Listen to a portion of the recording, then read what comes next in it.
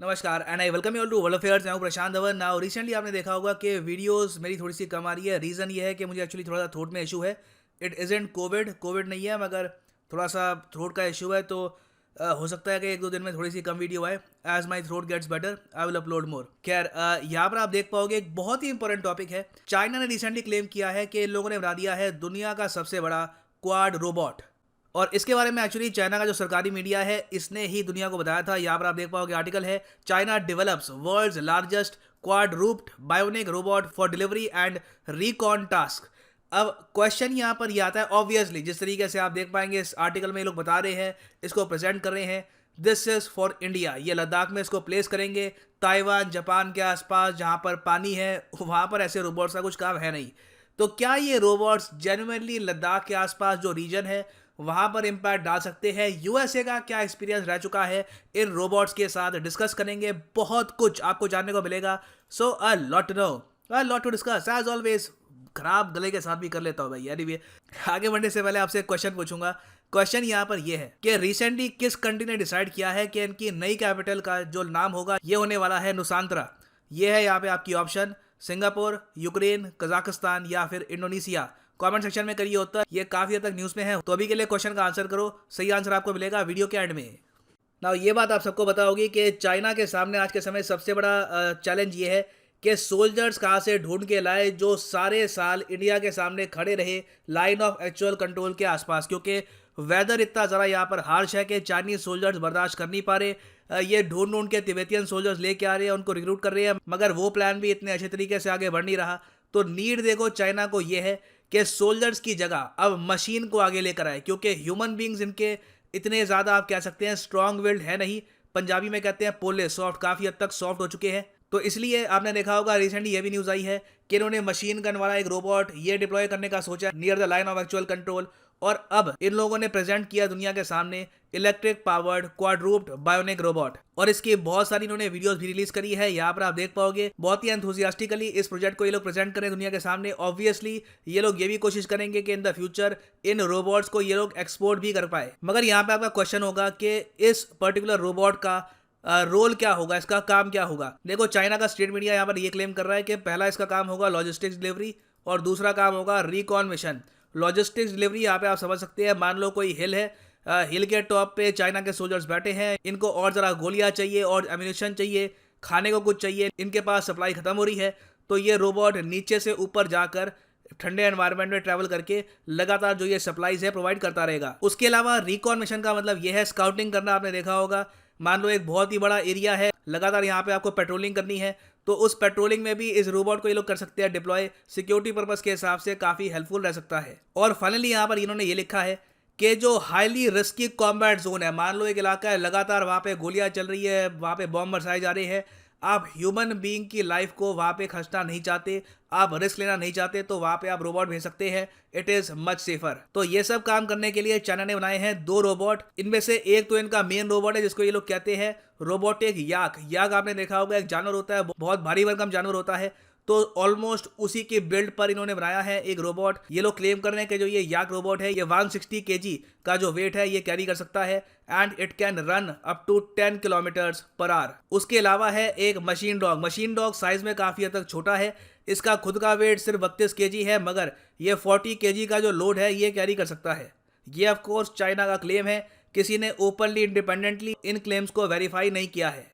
मगर इन रोबोट्स को दूर से देख के ही आप कह सकते हैं चाइना यहाँ पर जो अमेरिकन टेक्नोलॉजी है, जिसको आपने काफ़ी बार देखा होगा सोशल मीडिया पर, पुरानी वीडियोस में इस टाइप के रोबोट्स यूएस खूब बना चुका है। तो बेसिकली अमेरिकन टेक्नोलॉजी को ही कॉपी करने की ये लोग कोशिश कर रहे हैं। मगर मैं आपको ये बता दूं कि अमेरिका ने एक्सपेरिमेंट तो किया था इस टाइप के बहुत बड़े रोबोट्स के साथ जो कैरी कर पाए इतना सारा वेट, मगर ये एक्सपेरिमेंट सक्सेसफुल हो नहीं पाया। 2005 में क्या हुआ था कि एक नया रोबोट बनाया यूएसए ने जिसका नाम था बिग डॉग। यहाँ पर आप देख पाओगे ये है बिग डॉग, जो चाइना का याक है उससे थोड़ा सा ही छोटा था। और यूएसए की एक कंपनी ने ये रोबोट दिया अमेरिकन आर्मी को टेस्ट करने के लिए कि बैटल फील्ड में क्या इसका कुछ यूज होता है या फिर नहीं। तो यूएस आर्मी ने कई सालों तक इसको यूज करने की कोशिश करी। काफी बार जब सोल्जर को चाहिए होती थी सप्लाई, उनके बैग्स बहुत ही हैवी होते थे कैरी करने के लिए, तो जो ये रोबोट है ये कैरी करता रहा सारी सप्लाईज। मगर एक्चुअल जो बैटल फील्ड जोन है, फॉर एग्जाम्पल अफगानिस्तान हो गया या फिर और देश है जहां पर यूएस सोल्जर्स डिप्लॉयड थे, वहां पर इन रोबोट्स को इतना यूज नहीं किया गया, क्योंकि प्रॉब्लम सबसे बड़ी ये होती है कि ये रोबोट्स काफ़ी शोर मचाते हैं, इसकी वजह से सोल्जर्स काफ़ी बार डिटेक्ट हो सकते हैं, बाकी सोल्जर्स की जान खतरे में आ सकती है बिकॉज ऑफ दीज रोबोट्स। तो इसलिए 2015 में यूएसए ने जो ये बिग डॉग प्रोग्राम है ये कर दिया था कैंसिल। अब यहाँ पर आप पूछोगे अच्छा ये तो बड़ा रोबोट है, इसके अलावा एक छोटा भी देखा हमने, बॉस्टन डायनामिक्स बना रहा है एक रोबोट जिसका नाम है स्पॉट, वो थोड़ा सा तेज भी है। तो देखो हाँ, स्पॉट के नाम से एक छोटा रोबोट डेवलप किया जा रहा है, मगर इसकी कैरिंग कैपेसिटी बहुत ज़्यादा कम है, सिर्फ आप कह लीजिए 18 kg ये कैरी कर सकता है। तो यूएस आर्मी तो इसको यूज़ कर नहीं सकती, क्या करेंगे इसका, ना इस पर कोई वेपन माउंट कर पाएंगे प्रॉपरली, ना ये कोई सप्लाई कैरी कर पाएगा। तो अभी के लिए इसको फोर्सफुली पकड़ा दिया है यूएस एयरफोर्स को, और एयरफोर्स भी है यूएसए की, वो ये कह रही है ठीक है काम करते हैं। यूएस एयरफोर्स के बहुत बड़े जो एयर बेसिस है वहाँ पे काफ़ी बार मैन पावर की कमी पड़ती है हर जगह निगरानी रखने के लिए। तो यूएस एयरफोर्स ने डिसाइड ये किया है कि इन रोबोट्स को ये लोग यूज़ करेंगे अपने एयर बेसिस की पेट्रोलिंग करने के लिए, जो मेरे हिसाब से एक बहुत ही महंगा सौदा है, क्योंकि ये काम ये लोग ड्रोन से भी करवा सकते हैं। मगर आप कह लीजिए एक जिद है यूएस मिलिट्री की कि इन रोबोट्स को भी आज नहीं तो कल यूज़ करना है वॉरफेयर में। तो ये अपनी एयरफोर्स अपनी या फिर आर्मी को हर 2-3 साल में एक नया रोबोट पकड़ा देते हैं और कहते हैं कि इनका कुछ यूज़ निकालो, बताओ कि क्या ये यूज़फुल है या फिर नहीं। ना यहाँ पर आप पूछोगे अच्छा ये तो आपने बता दिया चाइना और यूएसए के बारे में, डीआरडीओ यहाँ पर क्या कर रहा है। देखो डीआरडीओ बहुत ही प्रैक्टिकल है इस मामले में, और याद रखिएगा आदमी लाइफ में प्रैक्टिकल तब होता है जब उसके पास पैसे कम होते हैं, रिसोर्सेज कम होते हैं। तो ये फालतू के जो आइडियाज़ है कि 4 टांगों वाला रोबोट ही बनाना है, उस पर वो इतना फोकस करता नहीं है। तो डीआरडीओ ने देखो ये डिसाइड किया कि हम लोग रोबोट्स तो बनाएंगे, मगर ज़रूरी नहीं है कि 4 टांगों वाला जो ये रोबोट है जिनसे इनकी ऑब्सेशन है वैसा ही बनाना है। डीआरडीओ 6 टांगों वाले रोबोट्स पे काम कर रहा है, मगर डीआरडीओ को बताया कि ये जो रोबोट्स हैं इनका प्राइमरली रोल होने वाला है निगरानी रखने के लिए। तो अगर निगरानी ही रखनी है तो बड़े रोबोट क्यों बनाने, छोटे रोबोट ही बना दो। तो जो स्पॉट रोबोट है उससे भी छोटे साइज के डीआरडीओ रोबोट बना रहा है आज के समय, और बहुत ही जल्द हो सकता है कि ऐसे रोबोट्स आपको मिलिट्री बेसिस, एयर बेसिस जो है इनकी निगरानी करते हुए भी आपको दिखे।